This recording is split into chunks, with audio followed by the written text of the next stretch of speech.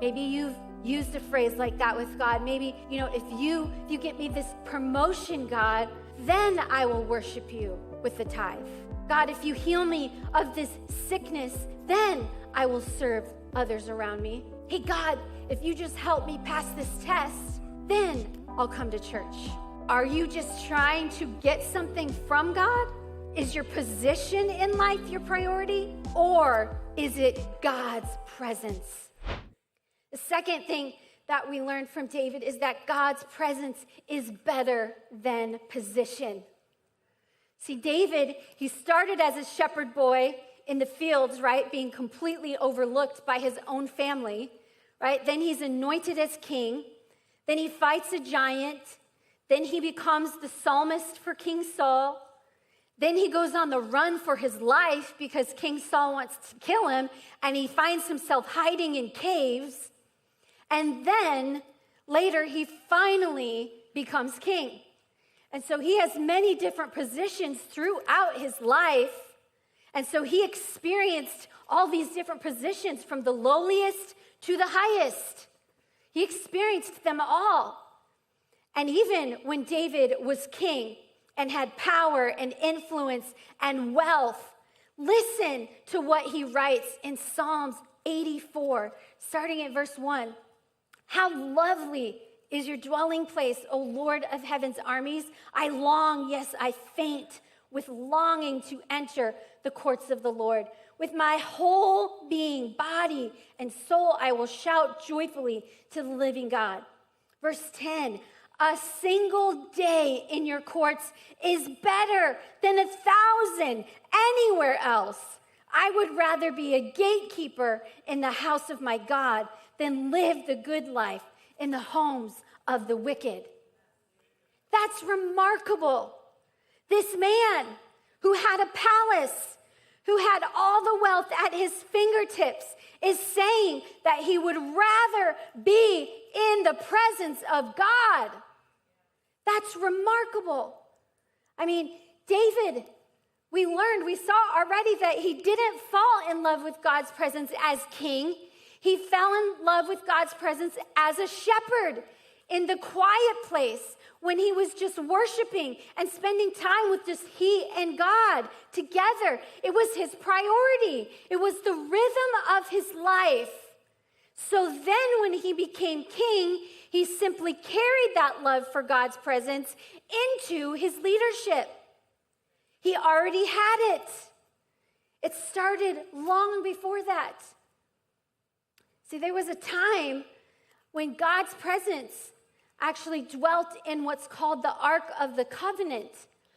And this was literally a wooden box that was covered in gold that the Israelites carried around with them because they were traveling through the wilderness. They didn't have a permanent home at that time, so they're carrying the Ark of the Covenant with them. There are 3 things that are in the Ark of the Covenant that are representative of God's presence, and one of those is a jar with manna in it. The other is the tablet stones of the 10 Commandments.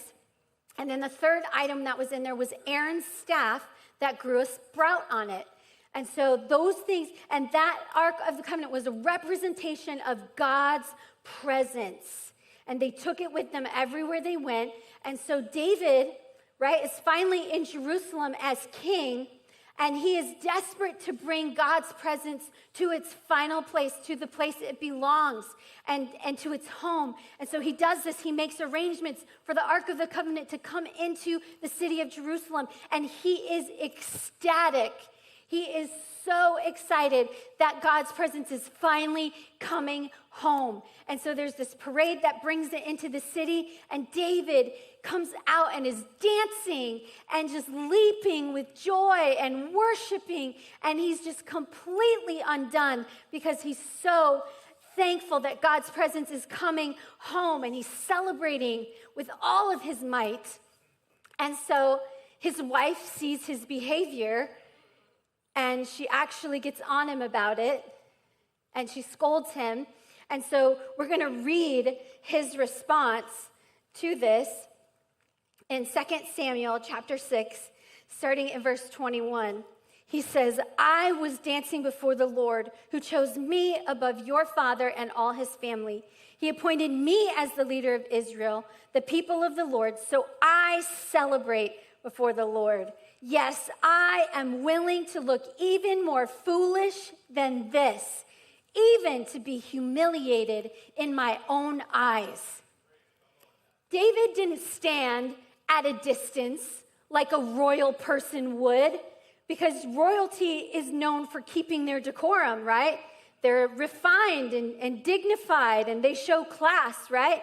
Oh no, not David.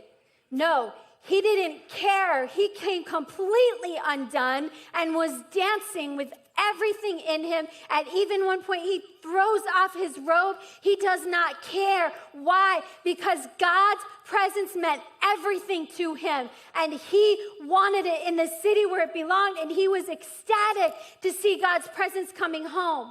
And he cared more about God's presence than he did about his position or his wealth. He threw it off. He threw his royal robe off. He's like, I'll take God's presence over that any day.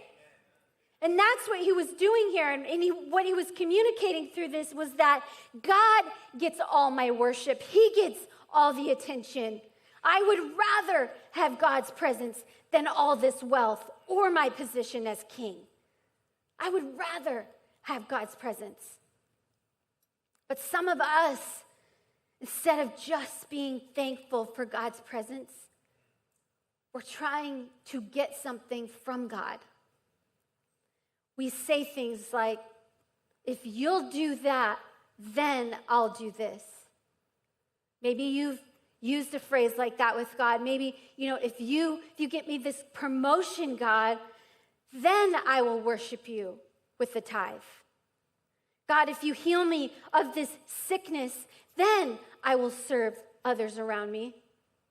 Hey, God, if you just help me pass this test, then I'll come to church.